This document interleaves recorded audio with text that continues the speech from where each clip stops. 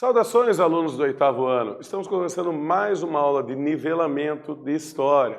Aula essa que nós vamos falar justamente sobre a economia colonial brasileira, mais especificamente sobre o cultivo da cana-de-açúcar e suas consequências sociais e de trabalho para o Brasil colônia.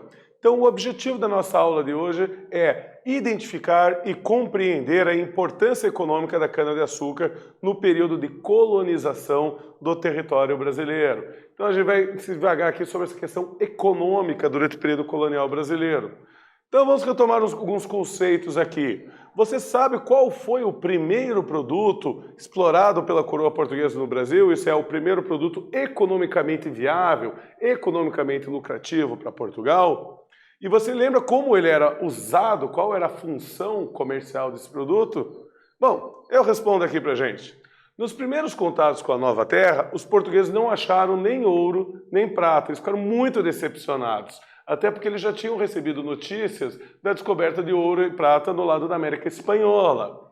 Mas aqui eles encontraram uma árvore típica da Mata Atlântica, o pau-brasil, que tinha um valor comercial muito grande na Europa, pois ele era usado para tingir tecidos e construir móveis e casas. Era através do pau-brasil, essa árvore, como vocês podem ver, que eles retiravam a cor vermelha, que você podia depois usar para tingir o tecido. E esse vermelho era muito valorizado lá, vestidos com essa coloração vermelha eram muito caros e era até uma maneira de você ter uma roupa vermelha comprovar que você era uma pessoa rica. Era um símbolo de ostentação isso. Por conta disso, o pau-brasil se tornou o primeiro produto economicamente viável para Portugal aqui no Brasil. Então, por isso que eles acabaram rapelando tanto. Hoje, o pau-brasil é uma árvore em risco de extinção, deve ser protegida. Bom, e trabalho escravo no Brasil? Nós temos essa reportagem de 14 de abril de 2021, em que está escrito aqui: Ministério Público do Trabalho resgata 22 trabalhadores em situação análoga à escravidão. Isso aí é uma situação próxima, parecida à escravidão em Canavial de São Paulo. Em audiência, os empregadores se comprometeram a pagar de forma imediata verbas rescisórias, indenizações, aí por diante. Bom, durante séculos, a escravidão foi empregada no Brasil para as atividades produtivas. Daí vem a pergunta, será que o trabalho escravo só existe no passado do Brasil? Ou será que nós ainda temos resquícios do trabalho escravo em nossa sociedade atual? Vale a pena a gente pensar ao observar essa reportagem de 2021. Então, e a economia do açúcar?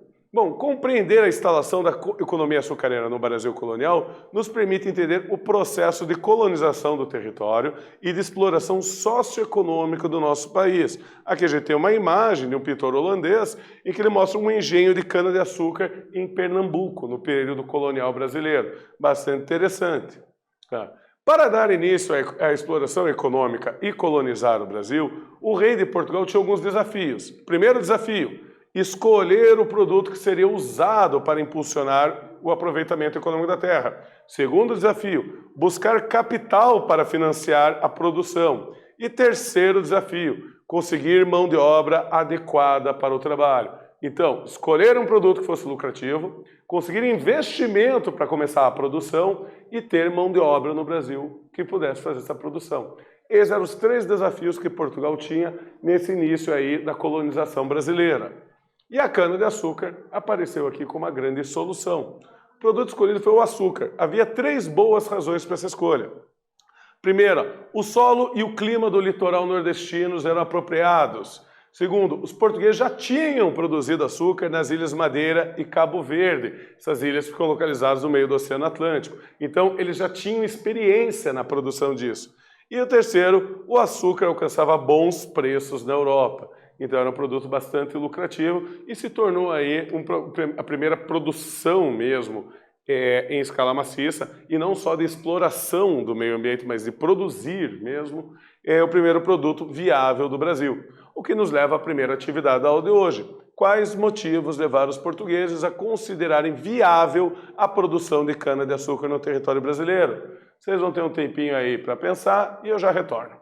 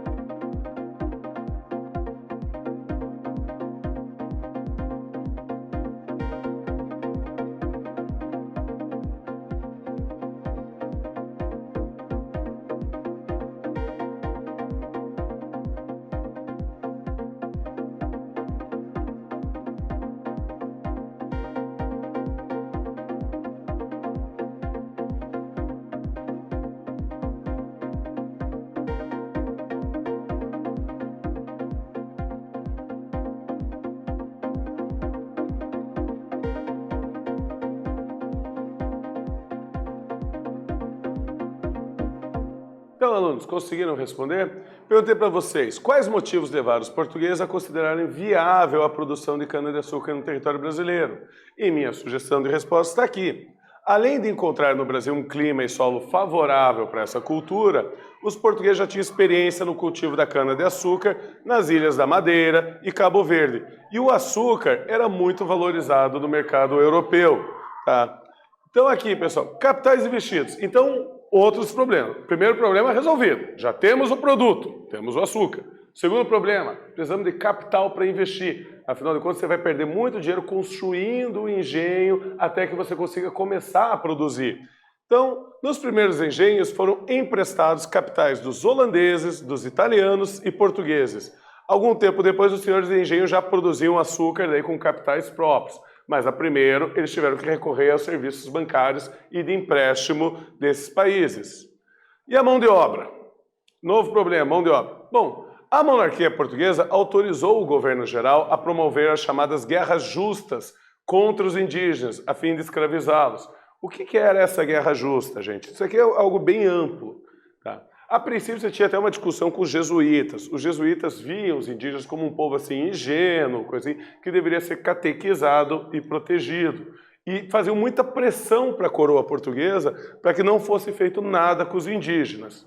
Tá? Então, o que a coroa portuguesa fez? Ela criou esse conceito de guerra justa, que não era para guerrear com os indígenas, não era para capturar eles, a não ser que os portugueses fossem atacados. Se os portugueses fossem atacados pelos indígenas, então a guerra era justa. Tá? Aí poderia se atacar, poderia se escravizar. Óbvio que veja que é muito amplo isso aí. Quem atacou o primeiro, tá? Dá uma abertura aí muito grande para os portugueses declararem esse conceito várias vezes, mesmo que não tivessem sido atacados. Tá? Esse aí é o jeito dele não desagradar os portugueses que precisavam de trabalhadores escravos e não desagradar também os jesuítas. Estava dizendo ali que estava protegendo os indígenas, mas pero no mucho. Tá? Então, isso explica que os 3 primeiros governadores gerais fizeram guerra aos indígenas, destruíram aldeias e obtiveram terras e escravos para os engenhos. Como nós temos nessa imagem aqui, indígenas realizando trabalhos aí justamente para os europeus. E a escravização de africanos? Bom, a passagem do século XVI para o XVII, no Nordeste, os senhores de engenho começaram a comprar pessoas africanas que, escravizadas, substituíram os indígenas no trabalho. Então você vai tendo paulatinamente essa substituição da mão de obra escrava indígena para a mão de obra escrava africana. Tá? Mas por que motivo eles fariam isso? Tá aqui. A substituição da mão de obra indígena pela africana se deu pelas seguintes razões. A falta de indígenas nas áreas açucareiras, por fuga ou morte devido a doenças e maus tratos. Vamos lembrar aqui um detalhe, que os indígenas, por terem vivido tanto tempo afastados, a população da América, por ter vivido tantos milênios afastados dos europeus, eles não desenvolveram os devidos anticorpos para grande parte das doenças vindas da Europa. Para algumas tribos indígenas, uma simples gripe resultava em quase um genocídio da tribo. Então eles morriam muito facilmente com as doenças que os europeus traziam. Tá? E sem contar que, como eles conheciam a natureza ao redor, eles tinham uma certa facilidade na fuga, em saber para onde ir, onde se esconder, que bichos, que plantas comer, que não são venenosas e por diante. Segundo, os interesses envolvendo o tráfico de pessoas africanas pelo Oceano Atlântico. Sim, o tráfico de escravos era extremamente lucrativo e quase todos os países europeus, os reis tinham grandes companhias monopolísticas de trabalho escravo. E o terceiro, a experiência africana na produção de açúcar nas plantações portuguesas na ilha de Cabo Verde e Madeira. Sim, lá eles já se usavam do trabalho escravo nas ilhas de Cabo Verde e Madeira e eles já tinham escravos, inclusive, que já tinham a experiência daquele trabalho. Então seria mais fácil deles virem para cá e ensinar os demais escravos africanos o trabalho aí que eles teriam de exercer. Então vamos aqui para mais uma atividade. Cite um motivo que levou os portugueses a substituírem o uso de mão de obra indígena pela mão de obra africana no cultivo da cana-de-açúcar. Vocês vão ter um tempinho aí para responder e eu já retorno.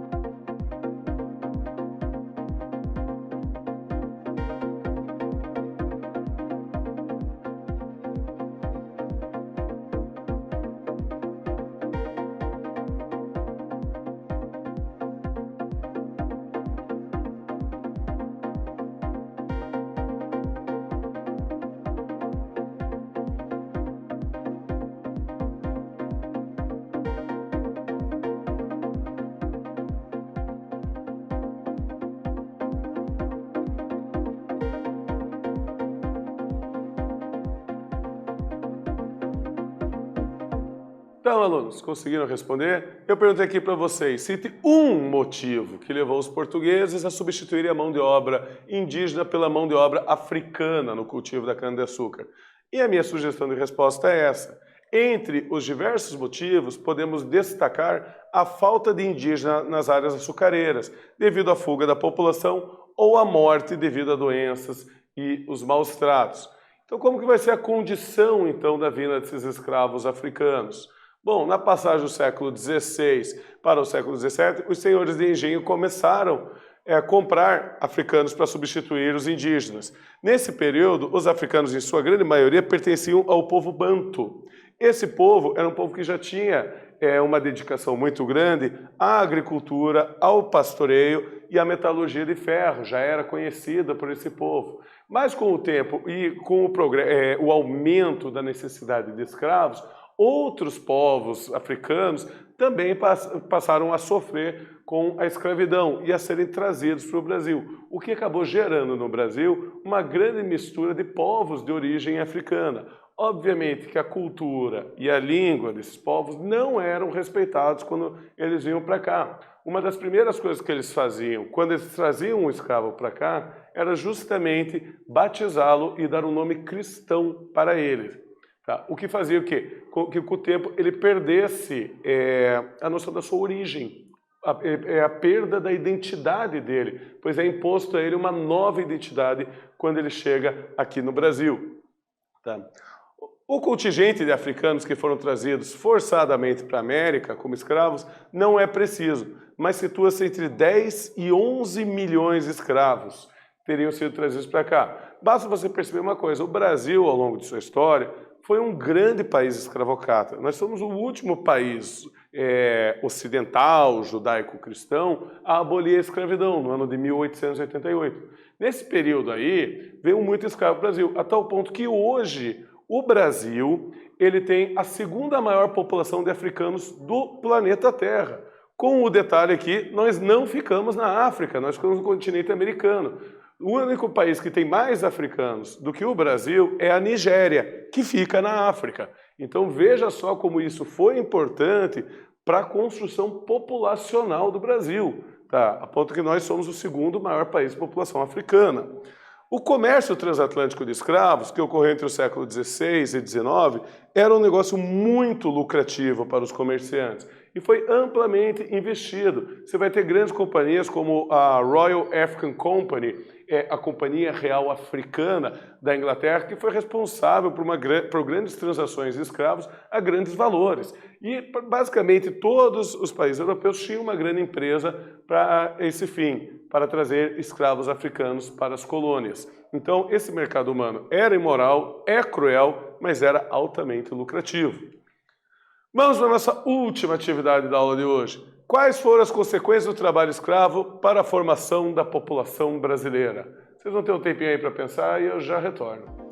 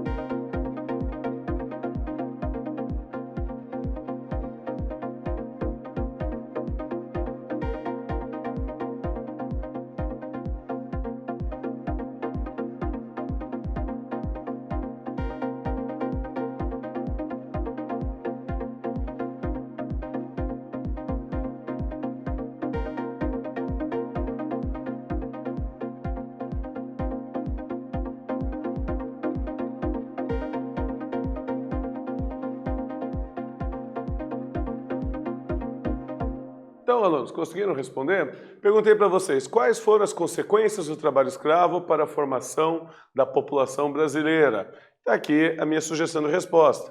A imigração forçada de milhões de africanos para o Brasil foi determinante da ocupação do território brasileiro, com uma grande população de africanos que trouxeram seus hábitos e culturas para o Brasil. Sim, eles não trouxeram só a sua existência ou a sua mão de obra. Juntos com eles, vêm hábitos, vêm pratos típicos, alimentação que ajudam a construir a identidade brasileira até hoje. Vêm os ritmos de seus instrumentos, o jeito da sua dança, que embora, claro, era censurada, era proibida por muito tempo, eles ainda resistiram e mantiveram grandes elementos da sua cultura aqui no Brasil, com a força de muita resistência. Então, retomado, o que a gente viu na aula de hoje? Ao se decidir pela colonização do Brasil, por volta de 1530, a coroa portuguesa escolheu o açúcar de cana como um produto para impulsionar o aproveitamento econômico da terra. Inicialmente, a mão de obra utilizada foi a escravidão da população indígena, sendo, na passagem do século XVI para o XVII, substituída pela africana. É muito interessante você pensar, que hoje se fala muito em globalização, mas você pensar o que está acontecendo aqui, né, na colonização do Brasil. Isso porque a cana-de-açúcar é um produto típico do sudeste da Ásia. Ela vai ser plantada no Brasil, na América, com investimento em capital europeu, para alimentar o mercado europeu, e com mão de obra africana. Aqui a gente já tem quase que, vamos dizer assim, um começo de uma globalização. Evento esse que hoje é tão contemporâneo para a gente. Vale a pena pensar um pouco nisso. Mas eu agradeço a todos vocês por mais essa aula e até a próxima.